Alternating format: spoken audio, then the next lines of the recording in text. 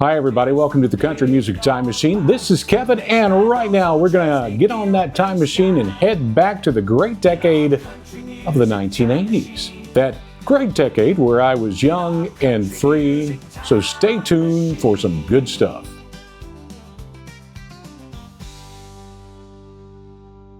The Country Music Time Machine is your place dedicated to the history of this great country music we all love. If you love reliving those great times when country music was probably a little more country than it is today, please subscribe to this channel, like the videos, and pass the word on to your friends. Oh, the 1980s. I was a young fellow in high school and working at a country music radio station when I was a witsy-bitsy 14-year-old dude. It was an amazing decade, and the 1980s were amazing for country music history.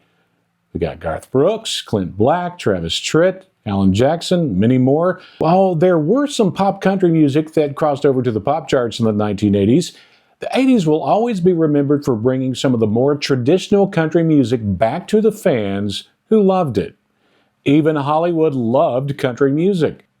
Or they just knew they could make some big money from country-themed movies. John Travolta swapped his disco clothes for a cowboy hat in Urban Cowboy.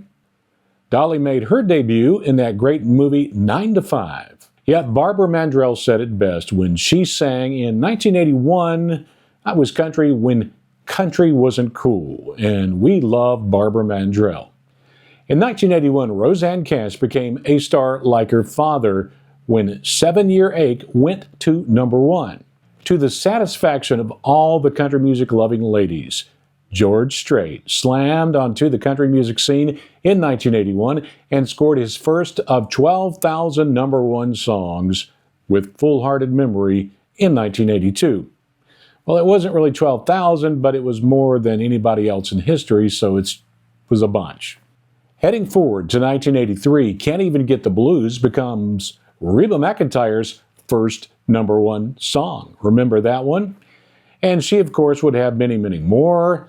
The 1980s were great for Reba, and yes, man, her hair was really big in the 1980s. Some of the biggest hit makers of the 60s and 70s teamed up in 1984 for one of the best albums of all time, and boy, did I love it. Highwayman featured Johnny Cash, Waylon Jennings, Chris Christopherson, and Willie Nelson.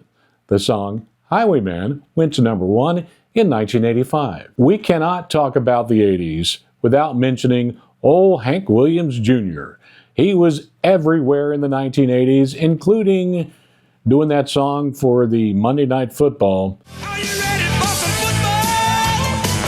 A Monday night party? Hey, hey, this is Rockin' Randall Hank, ready to get the good time started. You gotta hit 'em, gotta dodge 'em, get the play called right. All my rowdy friends are here for Monday night. And everybody loved Hank Jr. He had scores of top 10 hits and numerous #1 hits. We loved the Judds in the 80s as they had their first #1 song at the end of 84 with Why Not Me. Many folks think that traditional country music was saved in 1986 when Randy Travis released his Storms of Life album. Many songs went to #1 from that album, and I've listened to it about 1,000 times. On the other hand, was his first #1 song, and we love Forever and Ever, Amen. In 1987, Emmylou Harris, Dolly Parton, and Linda Ronstadt released the smash album Trio. They had 4 top 10 hits from that album. In 1988, Clint Black gets his record deal with RCA, as does a fellow by the name of Garth Brooks when he signed with Capitol Records.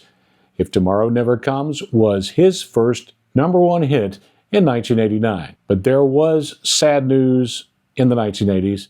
Keith Whitley was found dead in his Goodlettsville home just after noon today.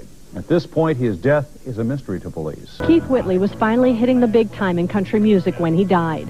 This song, I'm No Stranger to the Rain, was the #1 country single a month ago, and he hit the top of the country charts last August with the single Don't Close Your Eyes. Not only was he making it in country music, but he was newly married and had a young baby. We will always love and remember Keith Whitley.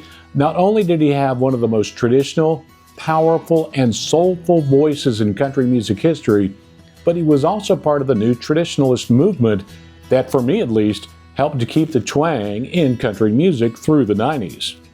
I'm No Stranger to the Rain went number 1 in April of 1989, but sadly in May of 1989, Keith left us way too soon after he died from alcohol poisoning. He was only 34 years old. What was the best song of the 1980s? There were many great songs from the 1980s, but I really think that honor probably should be given to George Jones with He Stopped Loving Her Today. That was the first record I ever played on the radio. I played it a bunch.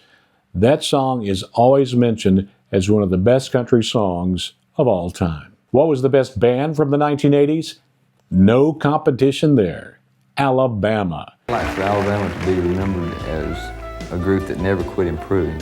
It seems like any time the pressure is put on us, the tighter we get. I was starving to death and they offered me a job, and a silly question like, would you like to come to work for us, facing bologna sandwiches for the rest of my life? I said, absolutely. One of the big things that they always say is we appreciate our fans. Ladies and gentlemen, the artist of the decade, Alabama!